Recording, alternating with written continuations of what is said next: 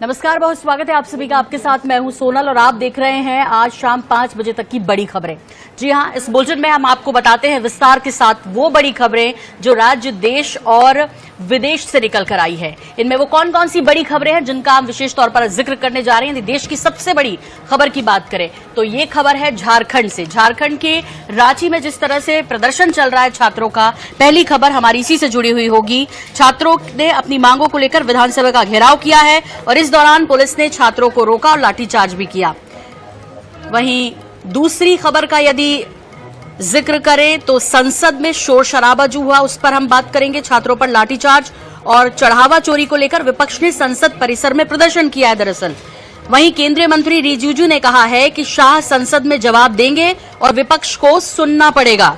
तीसरी खबर रायपुर से होगी। यहां पर भव्य तिरंगा यात्रा निकाली गई है जिसमें सीएम साय, मंत्री, विधायक, जनप्रतिनिधि, पदाधिकारी और बड़ी संख्या में कार्यकर्ता शामिल हुए।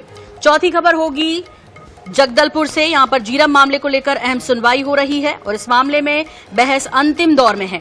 वहीं पांचवी खबर बादलों से बरसी आफत की, यानी देश के कई राज्यों में जो बारिश हो रही है उसने किस तरह लोगों की परेशानी को बढ़ाया हुआ है, इस पर हम बात करेंगे विस्तार के साथ। खासतौर पर मध्य प्रदेश, छत्तीसगढ़ में कई जगह ये बारिश जो है वो आफत की बारिश बन गई है। तो ये 5 बड़ी खबरें हैं जिन पर हमारी इस बुलेटिन में रहेगी विशेष नजर।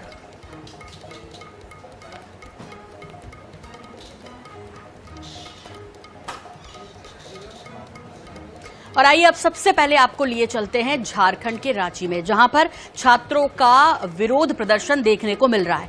एक आपने देखा था आंदोलन जंतर मंतर पर, ठीक उसी तरह का रांची में पिछले कई दिनों से माहौल बना हुआ है। हजारों की संख्या में छात्र विधानसभा के करीब पहुंच गए हैं। रांची में जेपीएससी और जेएसएससी परीक्षा में धांधली के खिलाफ ये हजारों छात्र सड़कों पर हैं। उन्होंने धरना देना शुरू कर दिया है और पुलिस ने लाठीचार्ज किया तो छात्रों ने जवाब में पानी की बोतल और चप्पलें तक फेंकी। पुलिस ने प्रदर्शनकारियों को कटीले तार की बैरिकेडिंग और वाटर कैनन से रोकने की कोशिश की तो छात्र बैरिकेडिंग पर चढ़कर डांस करते नजर आए। इसके बाद पुलिस ने आंसू गैस के गोले भी दागे। इधर सीआईडी ने जेपीएससी के पूर्व अध्यक्ष एल ख्यांगते को गिरफ्तार कर लिया है। 21 जुलाई को जेपीएससी ऑफिस में रेड के बाद उन्होंने इस्तीफा दिया था। सीआईडी उनसे लगातार पूछताछ कर रही थी। विधानसभा को चारों तरफ से 6 लेयर की सुरक्षा व्यवस्था में सुरक्षित कर दिया गया, या कहें कि सुरक्षा व्यवस्था बनाई गई है। सीसीटीवी कैमरों से निगरानी की जा रही है। वहीं 9 दिन से भूख हड़ताल पर बैठे देवेंद्र नाथ महतो एम्बुलेंस से विधानसभा मार्च में शामिल हुए।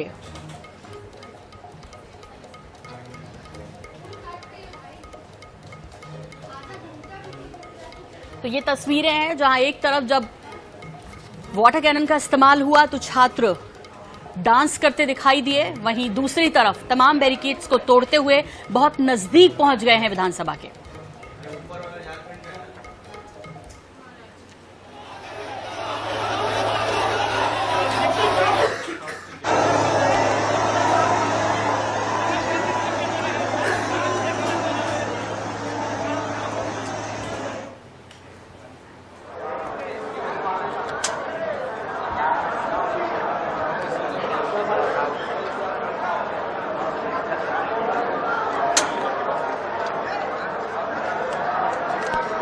और ये सीधी तस्वीरें आपको हम दिखा रहे हैं प्रोटेस्ट की, रांची से ये तस्वीरें।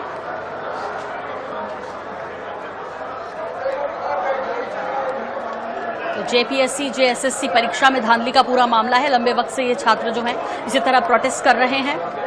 पुलिस और छात्रों के बीच इस दौरान झड़प की भी खबरें आई। पुलिस ने हल्का बल प्रयोग भी किया है। सरकार का दावा है कि 98% मांगे, यानी 98% जो उनकी मांगे हैं उनको मान लिया गया है। तो छात्रों का ये विधानसभा मार्च सीधे आप देख पा रहे हैं रांची से।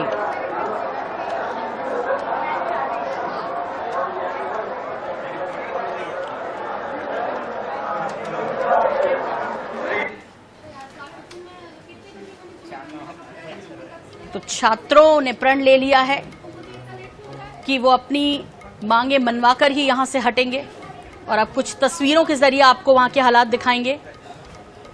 छात्रों पर हल्का बल प्रयोग भी किया है। छात्रों ने जो हल्ला बोला उसके बाद पुलिस ने वाटर कैनन का इस्तेमाल किया। भाजपा का जोरदार प्रदर्शन देखने को मिल रहा है। और लगातार भाजपा इस पर बात कर रही है कि भाई जंतर मंतर पे जिस तरह पूरा विपक्ष इकट्ठा होकर आया, यहां आवाजें क्यों नहीं निकल रही। विधानसभा मार्च छात्र कर रहे हैं रांची में।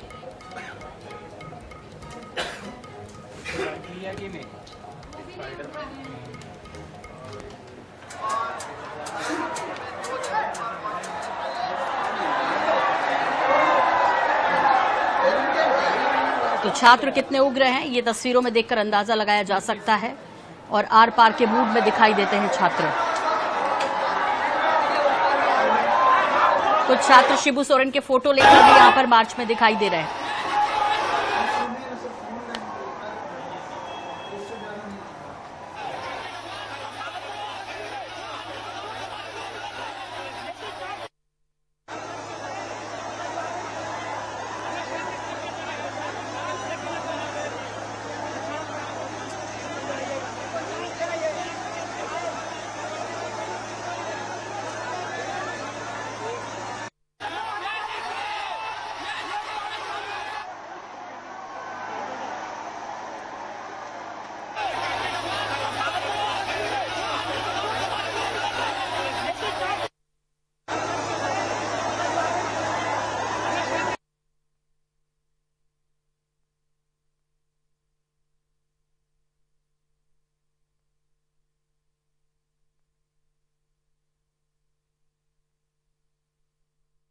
मुझे 9 दिन का भूख हड़ताल में मैं एम्बुलेंस से आया हूं और स्ट्रेचर में अभी मैं विधानसभा घेराव में उपस्थित हूं, लेकिन सरकार हमारे आवाज को कुचलने के लिए टीयर गैस का, वाटर कैनन का, आंसू गोला का प्रयोग कर रही है, जो निंदनीय है। सरकार डर गई है।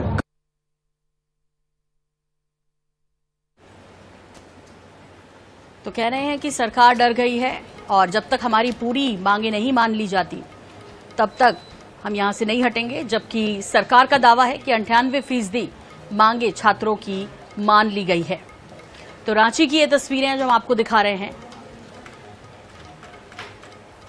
वरिष्ठ पत्रकार रांची से हमारे साथ मनीष राज जी जुड़ रहे हैं। मनीष जी, सबसे पहले तो वहां क्या कुछ हो रहा है? एक तरफ सरकार का दावा कि 98% मांगे छात्रों की मान ली गई, वहीं दूसरी तरफ छात्र जो हैं वो अब भी जिस उग्र रूप में दिखाई दे रहे हैं, लगता है कि वो इस बार आर पार के मूड में हैं। क्या कुछ सर कह सकते हैं इस स्थिति को देखकर कि बात बनेगी और आज ये जो इनका विरोध प्रदर्शन देखने को मिल रहा है ये मान जाएंगे? बिल्कुल आपने सही कहा। इस वक्त हम आपको बता दें कि इस वक्त जितने भी प्रोटेस्टर हैं, थाउजेंड ऑफ प्रोटेस्टर्स हैं, वो फाइनली अपने डेस्टिनेशन यानी कि झारखंड असेंबली है उसके गेट नंबर 1 तक पहुंच गए। ये उनका डेस्टिनेशन था और आज वो इस डेस्टिनेशन पे पहुंच गए। ये एक बहुत अपने आप में बड़ी बात है और इससे वो बहुत बड़ा संदेश सरकार को देना चाहते हैं। ये देखना होगा कि सरकार इसे कैसे लेती है। हम आपको बता दें कि शुरू से जितने लंबी लड़ाई इन्होंने लड़ी, कुछ दिनों तक वो भूख हड़ताल पे थे, अनशन पे भी थे और आज जो लंबी दूरी उन्होंने तय की है, इस दौरान उन्हें 8 बैरियर उनको पार करना पड़ा, जिसमें कई कटीला भी बैरियर था। इस दौरान उन्हें टीयर गैस भी किया गया, हालांकि लाइटली लाठीचार्ज भी किया गया, लेकिन फाइनली उसके साथ साथ हम ये भी कहेंगे कि डिस्ट्रिक्ट एडमिनिस्ट्रेशन भी कहीं ना कहीं एफिशिएंटली इस पूरे जो प्रोटेस्ट था उसको हैंडल कर रहा था, बार बार अपील भी कर रहे थे। उसमें एक अपील ये भी सुनने को मिला जब ये पहुंच गए झारखंड असेंबली, ठीक पहले जो न्यूली बिल्ड है जो एमएलए जो हाउसेज जी वगैरह प्रशासन ने अपील किए, सभा चल रहा था, सेशन वो एडजर्न हो गया है। तो ऐसे में अब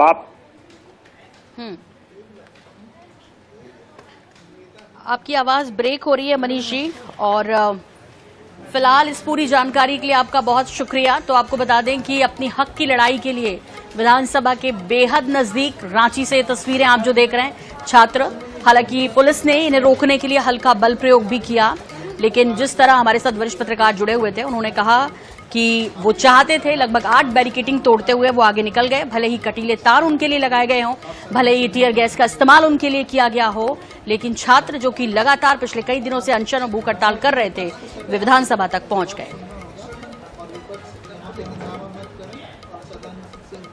और इधर जंतर मंतर पे जो छात्रों ने प्रोटेस्ट किया था, कॉकरोचों ने जो प्रोटेस्ट किया था, वो अब तक उसका शोर सुनाई दे रहा है। आपको बता दें कुछ इस तरह कि अब रिजिजू ने साफ कर दिया है कि गृह मंत्री अमित शाह इस पर जवाब देंगे और विपक्ष को सुनना पड़ेगा। लंबे समय से विपक्ष ये मांग कर रहा था कि गृह मंत्री इस पर बोलें और अब संसदीय कार्य मंत्री किरण रिजिजू ने यह कहा है कि सोमवार को लोकसभा में इसकी जानकारी देते हुए कि विपक्ष को सरकार का जवाब सुनना होगा, हंगामा मत कीजिएगा, सदन से भागना भी नहीं है आपको। हालांकि शाह कब बोलेंगे, सरकार ने इसकी जानकारी साझा नहीं की है अब तक। दिल्ली में 20 जुलाई को संसद मार्च के दौरान छात्रों पर पुलिस ने लाठीचार्ज किया था। उसी दिन संसद के मॉनसून सत्र का पहला दिन भी था और 13 अगस्त को सत्र का समापन है, यानी अब से ठीक 2 दिन के बाद। पिछले 3 हफ्तों की कार्यवाही के दौरान विपक्ष दिल्ली पुलिस की कार्रवाई को लेकर लगातार गृह मंत्री के सदन में आने को और बयान देने की मांग कर रहा है। विपक्षी सांसदों ने सोमवार को भी संसद में इस मुद्दे को लेकर प्रदर्शन किया। कांग्रेस सांसद प्रियंका गांधी वाड्रा ने कहा कि जब तक शाह संसद में आकर बयान नहीं देते, ये हंगामा इसी तरह से जारी रहेगा।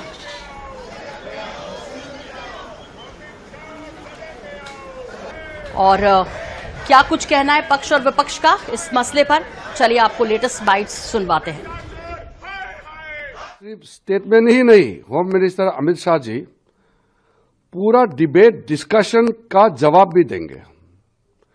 और हमने अभी बिजनेस एडवाइजरी कमेटी का बैठक में कह दिया है कि छात्र आंदोलन को लेकर के सरकार पूरी तरह फुल फ्लेज डिस्कशन के लिए तैयार है और एक एक पॉइंट को जवाब देने के लिए तैयार है और विपक्ष हंगामा करके डिस्टर्ब नहीं करना चाहिए।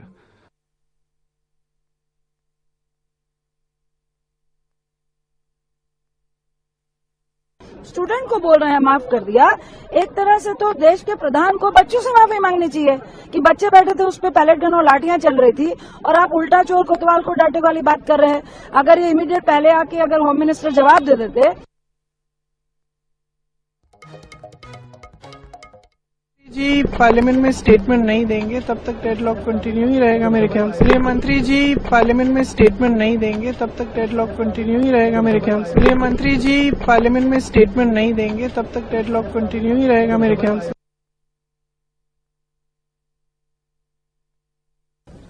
और विपक्ष इस बात पे पहले दिन से कि होम मिनिस्टर का स्टेटमेंट आ जाए, सरकार का स्टेटमेंट आ जाए, लेकिन सरकार तैयार नहीं है। जब 2 दिन बचे हैं, अभी भी सरकार के पास समय है कि दोनों विषय पे चर्चा कर लें।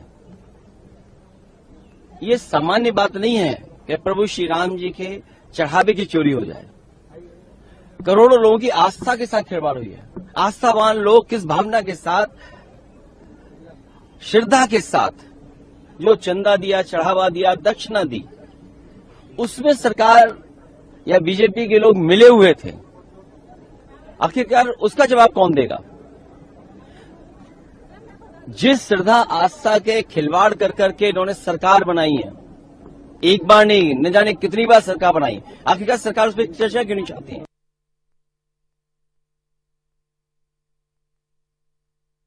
हंगामा है क्यों बरपा? ये हंगामा हो क्यों रहा? चांद सूरज तो नहीं मांग रहे हैं, अकाउंटेबिलिटी मांग रहे हैं। कील लगी लाठियां किसने चलाने का आदेश दिया? पैलेट गन का आदेश किसने दिया? प्लेन एंड सिंपल, आकर के स्वीकार करिए, कहानी खत्म।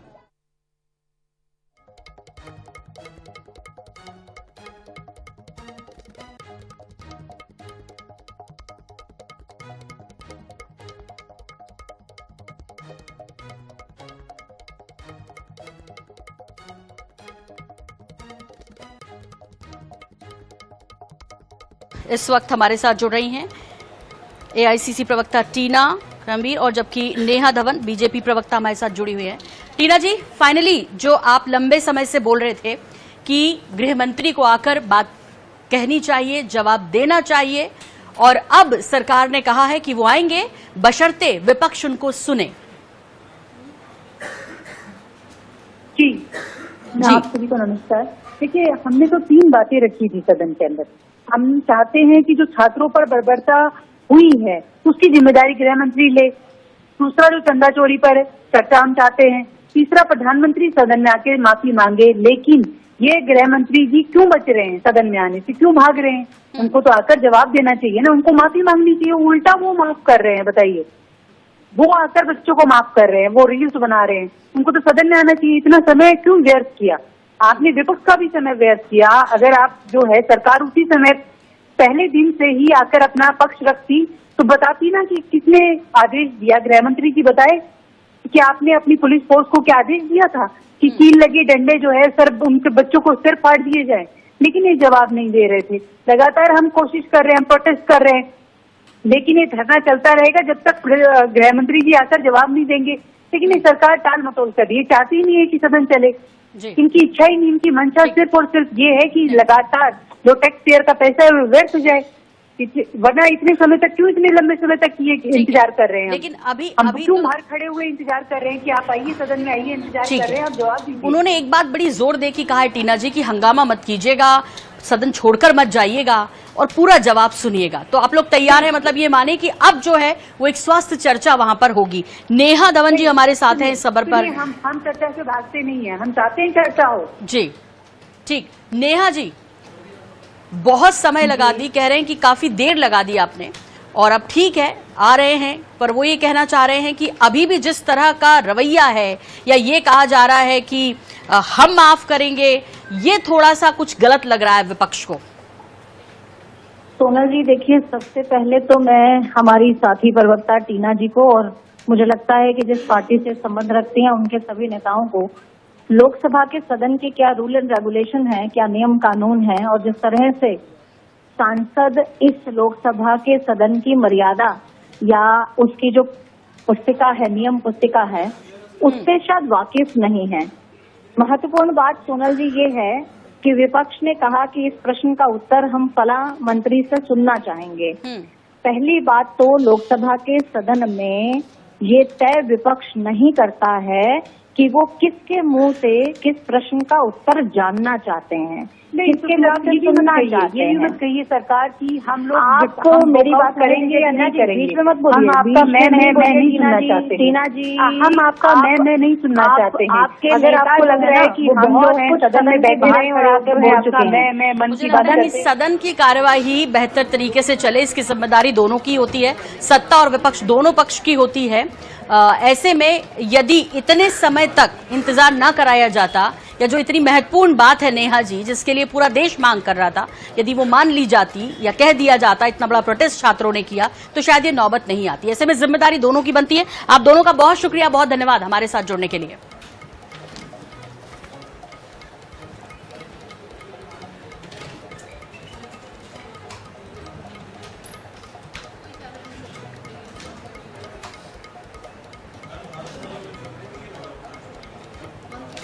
और अब छत्तीसगढ़ का रुख कर लेते हैं। आज छत्तीसगढ़ की राजधानी रायपुर देशभक्ति के रंग में रंगी नजर आई, क्योंकि यहां पर निकली तिरंगा यात्रा। तमाम जनप्रतिनिधि, विधायक सभी मौजूद रहे और इस तिरंगा यात्रा का जगह जगह स्वागत हुआ। कहीं फूल बरसाए गए।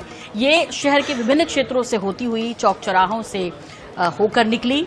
ये इंडोर स्टेडियम से शुरू हुई थी और बड़ी ही भव्यता के साथ ये तिरंगा यात्रा का नजारा आज राजधानी वासियों को देखने को मिला।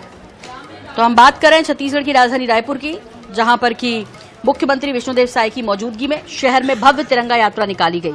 इंडोर स्टेडियम से ये कारवां शुरू हुआ, शहर के प्रमुख चौक चौराहों से गुजरता दिखाई दिया। तिरंगा यात्रा में मंत्री, विधायक, जनप्रतिनिधि, पदाधिकारी, बड़ी संख्या में कार्यकर्ता शामिल हुए। बड़ी संख्या में लोग भी वहां पर मौजूद रहे और यात्रा के दौरान जगह जगह फूलों की बारिश कर स्वागत किया गया। पारंपरिक वेशभूषा में कलाकारों ने नृत्य कर लोगों का उत्साह भी बढ़ाया। देश प्रेम देखने को मिला कुछ इस अंदाज में। भव्य तिरंगा यात्रा राजधानी रायपुर में हर घर तिरंगा अभियान के तहत। इसी तरह ये तिरंगा यात्रा सभी राज्यों में, खासतौर पर जहां पर बीजेपी का शासन है, वहां पर मुख्यमंत्री इस कारवां को आगे बढ़ाते हुए उनके साथ तमाम मंत्री, विधायक, जनप्रतिनिधि, पदाधिकारी सब शामिल हो रहे हैं। न सिर्फ छत्तीसगढ़ बल्कि उत्तर प्रदेश और देश के बाकी राज्यों में भी कुछ इसी तरह का नजारा हर घर तिरंगा अभियान के तहत देखने को मिल रहा है।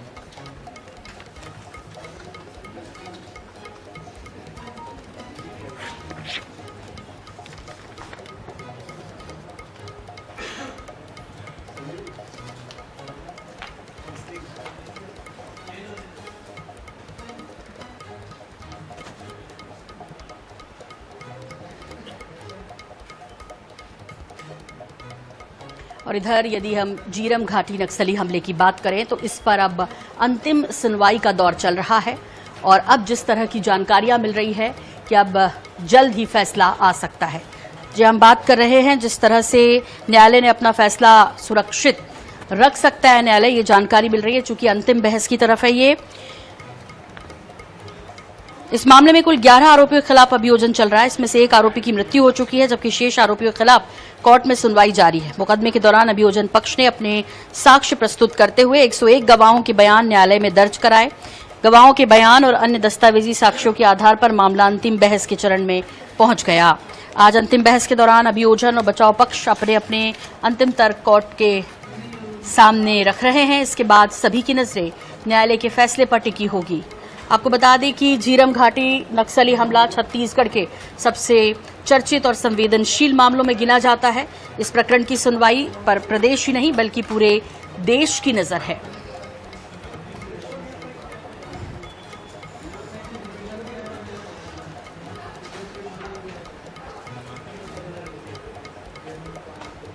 और आइए अब बात कर लेते हैं आसमान से बरसती आफत की। जी हां, कई राज्यों में बारिश ने कुछ ऐसे ही हालात पैदा कर दिए हैं कि अब ये आफत की बारिश बन गई है। आपको बता दें कि कई जगह बाढ़ के हालात हैं। बेहद चिंताजनक खबरें अलग अलग राज्यों से मिल रही है। आपको बता दें कि राजस्थान के जयपुर स्थित कनोता झालावाड़ का कालीघाट डैम ओवरफ्लो है। बीकानेर के श्री डूंगरगढ़ में रविवार रात सड़कों पर 2 से 3 फीट तक पानी आ गया था। इधर यदि बात करें मध्य प्रदेश की तो यहां पर रायसेन, भोपाल, उज्जैन, देवास सहित कई शहरों में रविवार रात से मूसलाधार बारिश हो रही है।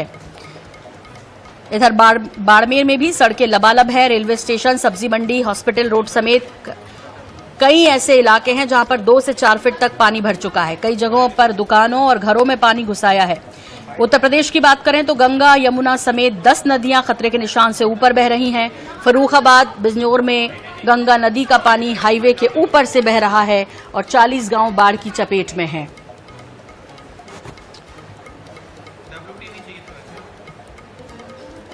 और इसी तरह छत्तीसगढ़ के भी कई जगहों से खबरें आ रही हैं जहां बाढ़ ने हालात खराब कर रखे हैं। तेज बारिश की वजह से परेशान हो रहे हैं अंदरूनी जगह के जो लोग हैं। और बुलेटिन में फिलहाल इतना ही, लेकिन जारी है INS 24/7 पर खबरों का सिलसिला। आप बने रहिए हमारे साथ। फिलहाल मुझे दीजिए